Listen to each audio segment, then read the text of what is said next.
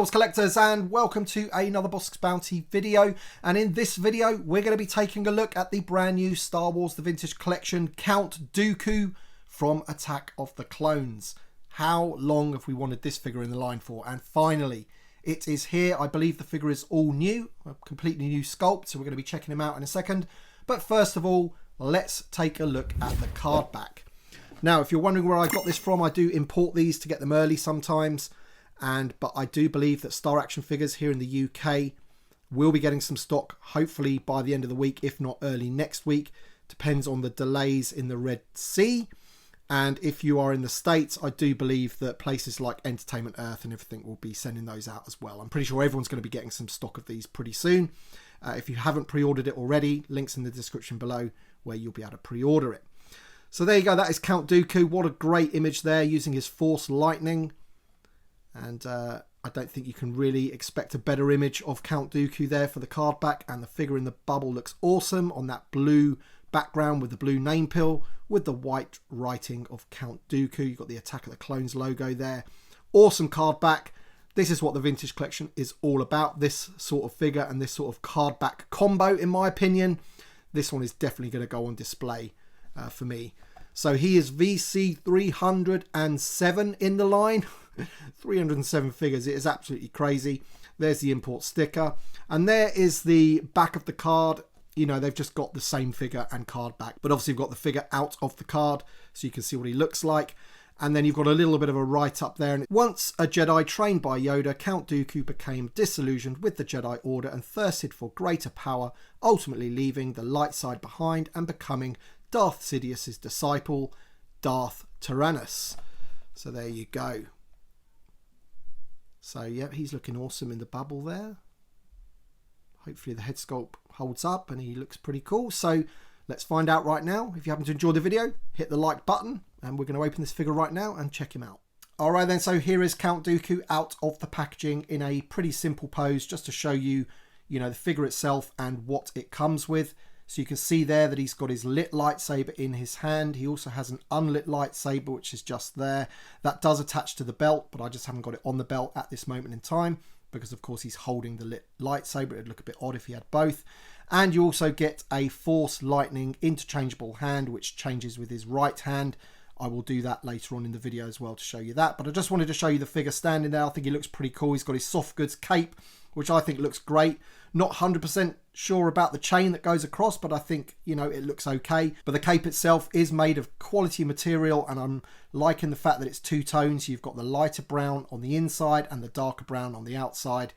And I'm just liking the all-over sculpt of the figure here. Of course, the lower half of his tunic is made of a softer plastic to allow for the articulation. It also does have a split on the side, so his legs can split through there if you like, and it doesn't hinder the articulation in any way. Of course, Count Dooku is an old man, but that doesn't really stop him doing some pretty decent moves in the movies. So at the end of the day, you are going to want to be able to get him into some decent poses, and you are going to be able to do that with this figure. It is pretty awesome from that respect. Of course, it's a brand new figure, all new, so we can't really expect anything else at the moment. It's going to be quality.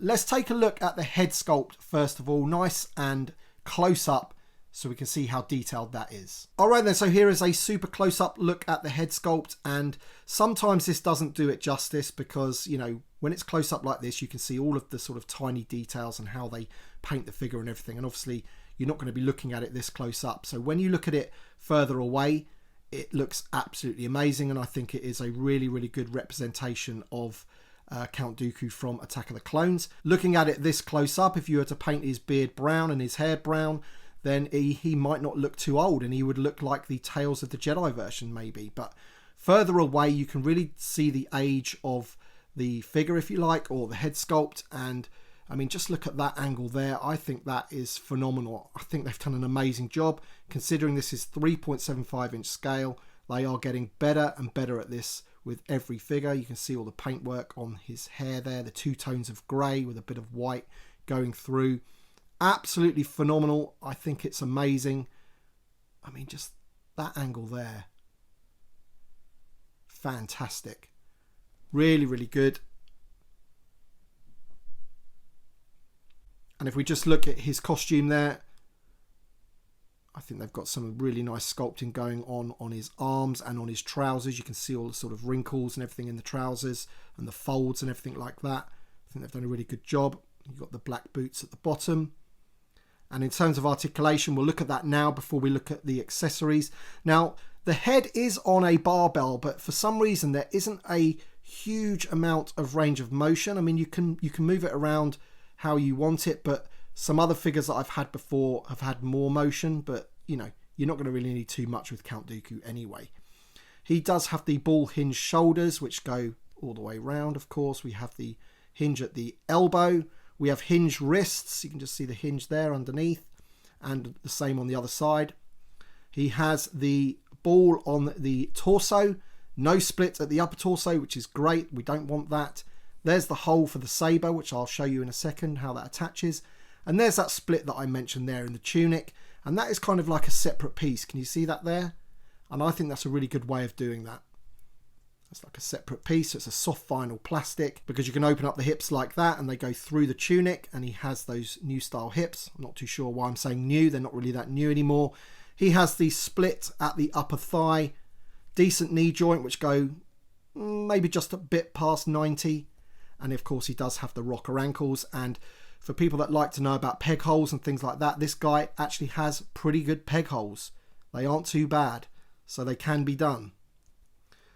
So there you go, he's looking awesome.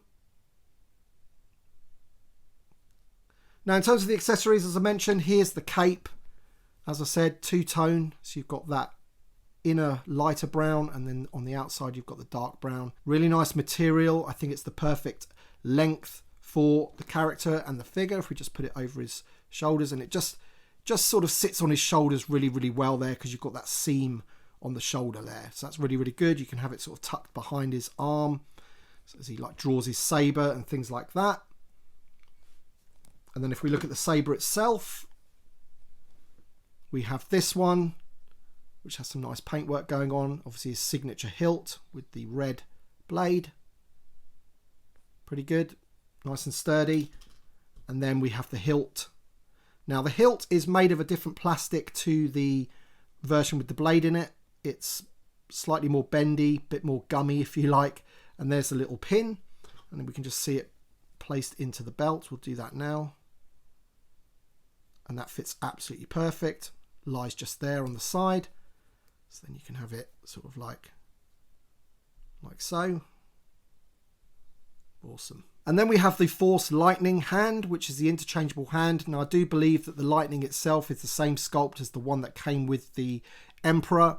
However, I'm not too sure if the hand itself is different, because, you know, the hand of the Emperor is slightly different to this hand, or they may have just, you know, made that look like his hand with paint applications. But it looks different in terms of the hand. Obviously, it doesn't have the long fingernails like the Emperor does on that particular sculpt, but I think that's just, as I say, the way they've painted that. But there's the Force Lightning, and we'll change it over onto the figure right now. And there you go, there he is with the Force Lightning hand. Looks really good. I'm facing you. That's pretty awesome.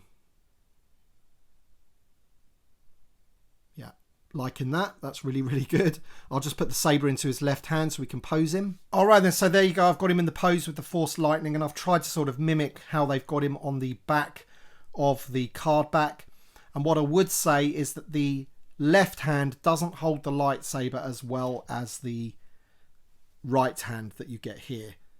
It's a little bit loose. You have to have it right up to the hilt like that for him to hold it properly. Otherwise, it sort of just falls out of his hand, basically. But apart from that, I'm really liking the look of the figure. I think it looks awesome. It's great to have Count Dooku in the line at last. And for all you carded collectors, people that keep them on the card, I don't think you can grumble at the image that they've chosen and the, you know, sort of presentation of the figure as a whole. I think it looks absolutely awesome, worthy of display.